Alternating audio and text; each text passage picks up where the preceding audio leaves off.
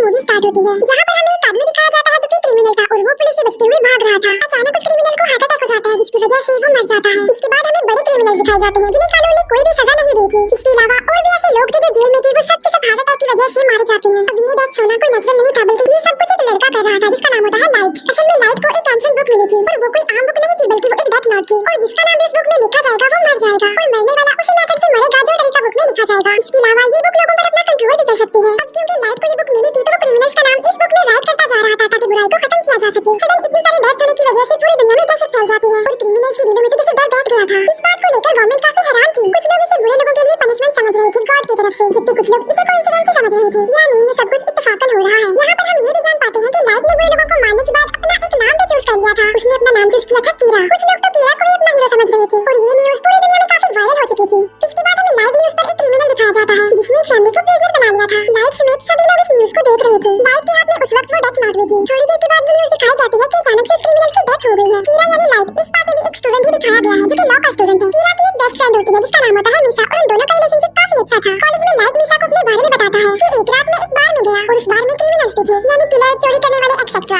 Light वहाँ पर कुछ क्रिमिनल्स की बातें सुनता है जो क्राइम करने के बावजूद भी खुश थे क्योंकि उन्हें सजा नहीं हुई थी, और वो क्रिमिनल्स लाइट के साथ भी मिसबिहेव करते हैं, लेकिन लाइट चाहते हुए भी उनका कुछ नहीं कर सकता था और फिर बेबस लाइट बाहर से बाहर आ जाता है और वो अपनी लॉ की बुक को फेंक देता है, ये सोचते हुए कि ये बुक बेकार है, उसके किसी काम की नहीं, क्योंकि इस बुक के होने के बावजूद भी वो किसी को इंसाफ नहीं दिला सकता था। लेकिन उसकी लाइफ उस वक्त पलट जाती है जब उसे ये डेथ नोट मिलती है और ये बुक लाइट को एक जमीन पर पड़ी हुई मिलती है। और हैरत की बात तो ये है कि बुक के अलावा हर तरफ बारिश पड़ रही थी। इसके बाद लाइट उस बुक को लेकर घर आ जाता है। लाइट अपनी फ्रेंड मीसा से ये सारी बातें शेयर कर रहा था, लेकिन मीसा को बुक के बारे में नहीं बताता क्योंकि लाइट किसी से भी अपना ये सीक्रेट शेयर नहीं करता था। लाइट को जब ये बुक मिली थी तब वो इसकी रियलिटी के बारे में कुछ नहीं जानता था कि ये बुक, ये डेथ नोट आखिर है क्या। लेकिन लाइट इस बुक के रूल्स पढ़ लेता है, यानी रूल्स के अकॉर्डिंग जिसका नाम इस बुक पर लिखा जाएगा वो मर जाएगा। इसके अलावा नाम लिखने का मेथड, मौत आने का मेथड सब मेंशन होती है उस पर। फिर लाइट टीवी पर एक क्रिमिनल के बारे में न्यूज़ देखता है, तब वो इस बुक को चेक करने के लिए उस क्रिमिनल का नाम इस बुक में लिख देता है। इसके बाद रात गुजर जाती है और सुबह को हम लाइट को देखते हैं जो कि न्यूज़पेपर पढ़ रहा होता है। वो देखता है कि जिस क्रिमिनल का नाम कल रात उसने डेथ नोट में लिखा था वो मर चुका है। ये देखकर लाइट काफी शॉक रह जाता है। इसके बाद भी लाइट को इस बुक पर बिलीव नहीं आ रहा था, इसीलिए वो इस बुक को दोबारा चेक करना चाहता था और बुक को चेक करने के लिए लाइट उसी क्रिमिनल के पास जाता है जिसने बार में लाइट के साथ मिसबिहेव किया था, और अब लाइट डेथ नोट में उसका भी नाम लिख देता है और साथ साथ वो उसकी मौत का तरीका भी लिख देता है। लाइट ने उसके लिए मौत का तरीका लिखा था हार्ट अटैक, और देखते ही देखते थोड़ी देर में हार्ट अटैक की वजह से उसकी मौत हो जाती है और लाइट की आंखों के सामने ही वो क्रिमिनल अपना दम तोड़ देता है। ये देखकर लाइट और ज्यादा हैरान हो जाता है। अब क्योंकि लाइट ने सब कुछ अपनी आंखों से देख लिया था, इसीलिए उसे इस बुक पर यकीन आ गया था कि ये बुक और इसके रूल्स बिल्कुल सही काम करते हैं। लाइट जब वापस आ रहा होता है तब वो फर्स्ट टाइम इस बुक के गार्डियन से मिलता है और इस बुक का गार्डियन था एंजल ऑफ डेथ, यानी मौत का फरिश्ता। अब क्योंकि एंजल ऑफ डेथ देखने में काफी डरावना था, इसी वजह से लाइट उससे डर जाता है, लेकिन लाइट को बाद में ये बात पता चल जाती है कि जिसके पास ये बुक होगी एंजल ऑफ डेथ सिर्फ उसी को ही नजर आएगा।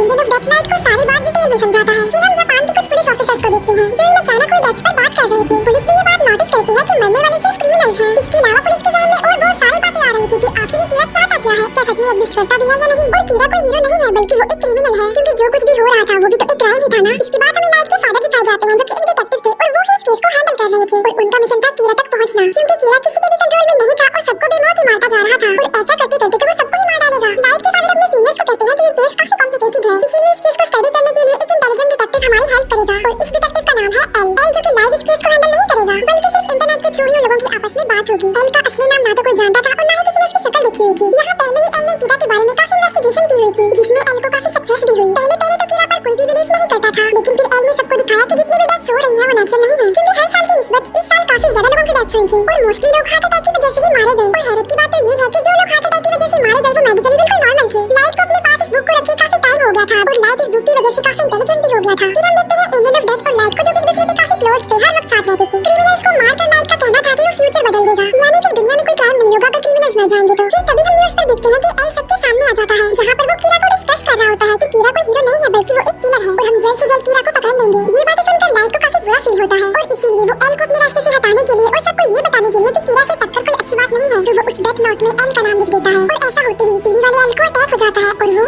मर जाता है। सब लोग ये देखकर काफी हैरान रह जाते हैं और एल ये देखकर तो काफी खुश हो जाता है, लेकिन लाइट उस वक्त शॉक्ड हो जाता है जब उसे ये पता चलता है कि जो आदमी अभी मरा है वो असली एल नहीं है। फिर हम देखते हैं कि असली एल सामने तो नहीं आता, लेकिन वो टीवी पर बात कर रहा होता है और वो कहता है कि कीरा मैं हूं असली एल, और टीवी की ये ट्रांसमिशन सिर्फ जापान में ही सेंड की गई, जिससे ये बात तो क्लियर हो गई कि कीरा तुम जापान से बिलोंग करते हो। एल ये भी कहता है कि कीरा तुम सिर्फ उसी पर्सन को मार सकते हो जिसका नाम और शक्ल तुम जानते हो। ये देखकर लाइट को काफी गुस्सा आ जाता है और वो काफी वरीड भी था, क्योंकि अब तक वो ये सोचता आ रहा था कि वो नहीं पकड़ा जाएगा, लेकिन अब उसे फिक्र इस बात की थी कि उसका टक्कर लेने वाला एल जो आ गया है, क्योंकि लाइट ना तो उसका नाम जानता था और ना ही कभी उसने उसका फेस देखा था। इसके बाद एल और कीरा की इस फाइट के बारे में काफी डिस्कशन होती है। एल का कहना था कि मैं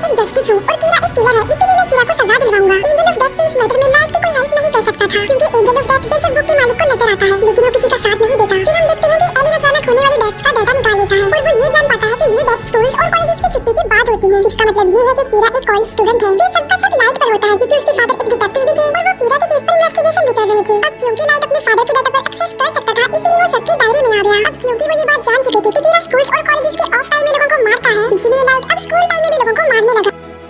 अब यहाँ पर एल का डाउट और ज्यादा बढ़ जाता है कि वो एक स्टूडेंट ही है, इसीलिए कीरा ने हमारा ध्यान बटाने के लिए अब स्कूल टाइम में भी किलिंग्स करना शुरू कर दी है। एल को ये बात भी पता चल जाती है कि कीरा की एक्सेस डेटाबेस तक भी है, इसीलिए एल लाइट के फादर को बताता है कि कीरा डेटाबेस पर भी एक्सेस कर सकता है। तो या तो कीरा कोई पुलिस ऑफिसर है या फिर कोई अपना ही है। कुछ दिन बाद लाइट को रियलाइज होता है कि पुलिस उस पर नजर रख रही है। एल ने उसके पीछे कुछ डिटेक्टिव्स को लगाया हुआ है। लाइट एल को अपने रास्ते से हटाना चाहता था। एंजल ऑफ डेथ लाइट को बताता है कि मुझे सब पता होता है कि इंसान का नाम क्या है और इंसान की जिंदगी के कितने साल बाकी रह गए हैं। तब लाइट एंजल ऑफ डेथ को कहता है कि तुम मुझे एल का असली नाम बता दो, जिसके बदले में एंजल ऑफ डेथ लाइट की आधी जिंदगी मांग लेता है और इसके लिए लाइट साफ इनकार कर देता है। जो एजेंट लाइट के पीछे लगा हुआ था उससे जान छुड़ाने के लिए लाइट को एक आइडिया आता है। लाइट और मीसा एक बस में जाते हैं जहाँ पर वो एजेंट भी लाइट के पीछे उस बस में चला जाता है। फिर लाइट उस एजेंट से पूछता है कि आखिर तुम मेरा पीछा क्यों कर रहे हो, जिस पर वो एजेंट कोई जवाब नहीं देता। तभी उस बस में एक क्रिमिनल आ जाता है जो बस के ड्राइवर पर गन पॉइंट कर देता है। लाइट ने वहाँ पर एक पेपर पर एक नोट लिखा था कि वो तुम्हें पकड़ लेगा तो तुम उससे गन छीन लेना, लेकिन सडन वो पेपर लाइट के हाथ से नीचे गिर जाता है और क्रिमिनल ये देखकर उस पेपर को अपने हाथ में ले लेता है और फिर उस क्रिमिनल की नजर एंजल ऑफ डेथ पर पड़ती है। क्रिमिनल एंजल ऑफ डेथ को काफी शूट करता है, लेकिन वो तो खुद मौत का फरिश्ता था, इसलिए उसे कुछ नहीं होता। ये देखकर वो क्रिमिनल डर जाता है, इसीलिए वो बस रोककर वहाँ से भाग जाता है, लेकिन एक कार उस क्रिमिनल को हिट कर देती है जिससे वो मर जाता है। ये सब कुछ लाइट के प्लान के मुताबिक हुआ था क्योंकि वो उस एफबीआई एजेंट का नाम जानना चाहता था। इसके बाद लाइट उस एजेंट को कह देता है कि अब तुम मेरा पीछा मत करना। फिर हम उसे एफबीआई एजेंट को देखते हैं जो कि अपनी वाइफ के साथ होता है। अब लाइट क्योंकि काफी इंटेलिजेंट था, इसीलिए उसने इन एजेंट से जान छुड़वाने के लिए एक चाल चली थी। वो एल को तो मार नहीं सकता था, इसीलिए वो उन लोगों को मारना चाहता था जिन्हें एल ने हायर किया था। इसीलिए अपनी किलिंग्स का आगाज वो उस एफबीआई एजेंट से करता है। लाइट उस एफबीआई एजेंट से सब एजेंट्स के नाम ले लेता है जो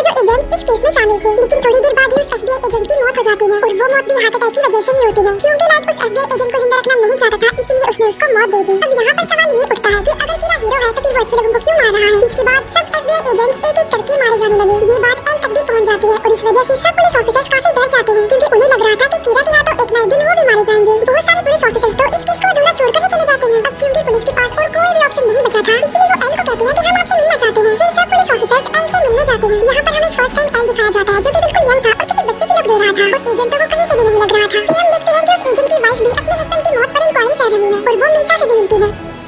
मीसा उस एजेंट की वाइफ को लाइट से मिलवाती है और उस एजेंट की वाइफ लाइट को पहली बार देखते ही जान लेती है और वो लाइट को कहती है कि तुम मेरा कुछ नहीं बिगाड़ सकते क्योंकि तुम मेरा असली नाम तो नहीं जानते। ये कहकर उस एजेंट की वाइफ वहाँ से चली जाती है। इस बात की वजह से मीसा काफी हैरान रह जाती है और लाइट भी काफी डर जाता है क्योंकि आहिस्ता आहिस्ता उसका ये राज खुलता जा रहा था। फिर हम देखते हैं एल को जो कि लाइट के रूम में कैमरा फिट करवा देता है। जब लाइट को ये बात पता चलती है कि उस पर नजर रखी जा रही है तो वो कोई भी ऐसी हरकत नहीं करता जिससे उस पर शक आए और वो बिल्कुल ऐसे ही रिएक्ट करता है जैसे वो कुछ भी नहीं जानता और सब कुछ नॉर्मल है। फिर एक दिन न्यूज़ पर एक क्रिमिनल के बारे में बताया जा रहा था। दूसरी तरफ सब लोग लाइट पर नजर रखे हुए थे कि अब वो कुछ करेगा, लेकिन वो क्रिमिनल मारा जाता है और लाइट ने तो टीवी पर भी नहीं देखा था। इस बात की वजह से एल के अलावा बाकी सारे लोगों का शक लाइट पर से हट जाता है, लेकिन हम देखते हैं कि लाइट सबकी नजर से छुपकर ये काम करता जा रहा था। इसका मतलब ये है कि वो लोगों को मारने से अभी भी बाज नहीं आया। इसके बाद लाइट के रूम से सारे कैमरास हटा दिए जाते हैं। यहाँ पर तो एकदम ऐसा लग रहा था कि जैसे सब कुछ नॉर्मल हो गया है, लेकिन जो एजेंट होती है वो अभी तक अपने हस्बैंड की डेथ की इंक्वायरी कर रही थी। वो एल को कॉल करके कहती है कि मैं अपनी जान को खतरे में डाल रही हूँ, लेकिन मैं ये साबित कर दूंगी कि लाइट ही कीरा है। इसलिए वो एक जगह पर लाइट को बुलाती है जहाँ उसने मीसा को गन पॉइंट कर दिया हुआ था और वो लाइट से ये बात मनवाना चाह रही थी कि वो ही कीरा है, लेकिन लाइट इस बात को मानने से इनकार कर देता है और मौके का फायदा उठाकर मीसा वहाँ से भाग जाती है। फिर उस एजेंट की वाइफ लाइट को शूट करने लगती है, लेकिन गलती से वो गोली मीसा को लग जाती है और मीसा वहीं पर ही मर जाती है। बाद में उस एजेंट की वाइफ खुद को भी मार लेती है। जो कुछ भी वहाँ पर हो रहा था वो सब कुछ रिकॉर्ड हो रहा था। इसके बाद पुलिस भी वहाँ पर आ जाती है। फिर हम देखते हैं लाइट और एजेंट ऑफ डेथ आपस में बातें कर रही है, जहाँ पर लाइट एजेंट ऑफ डेथ को बता रहा होता है कि अभी भी यहाँ पर जो कुछ भी हुआ वो मेरे प्लान में शामिल था। वो कहता है कि अब क्योंकि बुक का मालिक किसी भी चीज को अपने कंट्रोल में कर सकता है, इसलिए जो कुछ भी वहाँ पर हुआ वो सब कुछ पहले ही लाइट ने उस बुक में लिख दिया था। इवन लाइट ने अपने बेस्ट फ्रेंड को भी मरवा दिया। इसका मतलब ये है कि लाइट सच में एक शैतान ही है जिसने